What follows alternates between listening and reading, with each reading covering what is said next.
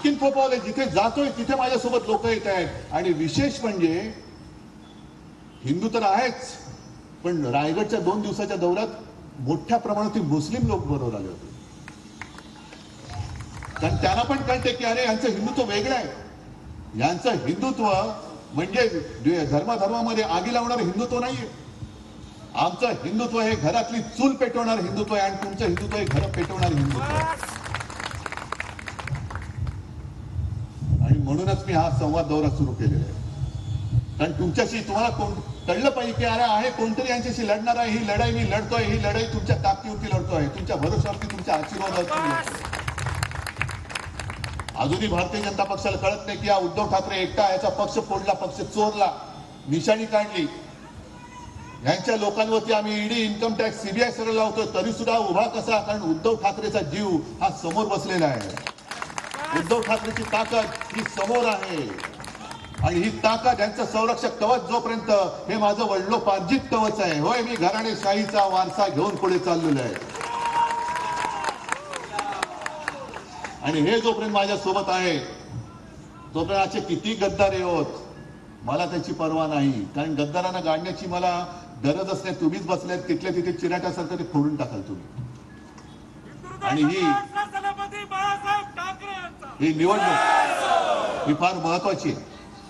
दरवेळेला निवडणूक ही महत्वाची असतेच, पण यावेळीची निवडणूक ही फार महत्वाची ती एवढ्यासाठी आहे की दरवेळेला 26 जानेवारीला आपण प्रजासत्ताक दिनाच्या शुभेच्छा देतो. हल्ली ते एक मोबाईलमुळे ते झाले happy Ganpati Chaturthi, happy Diwali, happy new year, happy ते. तसं प्रजासत्ताक दिनाच्या पण शुभेच्छा. मला फक्त एवढीच धास्ती की जर यावेळेला पुन्हा हे राक्षस तिकडे बसले ज्यांनी गँगवॉर आज मुंबईमध्ये सुरू केलेले आहे, हे जर का पुन्हा तिकडे बसले तर पुढचा 26 जानेवारी उजाडणार नाही, प्रजासत्ताक दिन असणार नाही, तो हुकुमशाह सत्ताक दिन आल्याशिवाय राहणार नाही. आणि त्याच्यासाठी तुम्हाला सर्वसामान्य जनतेला एकवटून ही हुकुमशाही गाडावी लागेल. आणि मला खात्री आहे की या उन्हामध्ये, कारण आता अजूनही फेब्रुवारीचा पहिला आठवडा आहे, निवडणुका तर मार्च एप्रिलमध्ये रणरणच्या उन्हामध्ये होणार, पण आज सुद्धा उन्हामध्ये तुम्ही आलात. आज तर रविवार, म्हणजे खरं कोंबडी चोराचा नाही, कोंबडी वड्याचा वार. तरी देखील तुम्ही आलात म्हणजे तुम्ही निश्चयाने आलेला आहात. अनेकदा आपण टीव्हीवरती बघतो की यांच्या बैठकीमध्ये, मीटिंगमध्ये खुर्च्याच खाली असतात. आमच्याकडे जे उभे आहेत त्याला खुर्च्याच नाही आहेत, कारण इकडे एक सुद्धा भाड खाऊ नाही आलेला. इकडे एक सुद्धा भाड खाऊ आलेला नाही. माझ्याकडे खाण्याची माणसं नसतात, माझ्याकडे रक्ता मांसाची आणि माझ्या हृदयाशी जोडली गेलेली माणसं असतात. आणि या सगळ्या तुमच्या माझ्या हक्काच्या, नात्याच्या, रक्ताच्या जनतेवरती भरोसा ठेवून मी लढाईला उभा राहिलेलो आहे. सोबत राहणार आहात, सोबत राहणार आहात.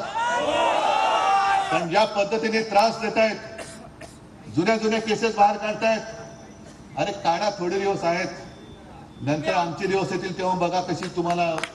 जाऊ दे, आता काही शब्द बाळासाहेबांचे आठवतात पण मला बोलता येत नाही. ठीक आहे, चक्रीवाढ व्याजासह, भास्करराव म्हणतात व्याजासह चुकता करू, म्हटलं नाही, चक्रीवाढ व्याजासह. आणि एकदा असं त्यांचं डिपॉझिट जप्त करायचं की सगळं सावंतवाडी विधानसभा असेल, हा सिंधुदुर्ग रत्नागिरी असेल, इकडे जे आपल्या अंगावरती आले त्यांचं नाव पुढची पिढी विसरून गेली पाहिजे. आहे तयारी? ठीक आहे, सगळ्यांना शुभेच्छा देतो. जय हिंद, जय महाराष्ट्र. जिंदाबाद जिंदाबाद. धन्यवाद. आता या ठिकाणचे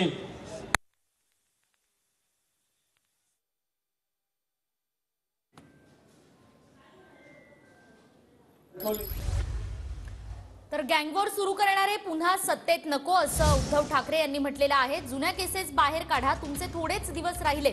उद्धव ठाकरे यांचं वक्तव्य. शिवसैनिक माझे कवच आहेत, जुन्या केसेस बाहेर काढा, तुमचे थोडेच दिवस राहिलेत. आणि मुंबईमध्ये गँगवॉर सुरू आहे असं उद्धव ठाकरे यांनी म्हटलेलं आहे. उडी घालून पक्ष फोडला पण तुमची भाजप संपते असं म्हणत भाजपवर सुद्धा उद्धव ठाकरे यांनी निशाणा साधलाय. देवेंद्र फडणवीस हे पाव उपमुख्यमंत्री आहेत असं म्हणत भाजपसोबतच फडणवीसांवर सुद्धा उद्धव ठाकरे यांनी हल्लाबोल केलाय. देवेंद्र फडणवीस यांच्याविषयीचं उद्धव ठाकरेंचं हे वक्तव्य आपण पाहतोय.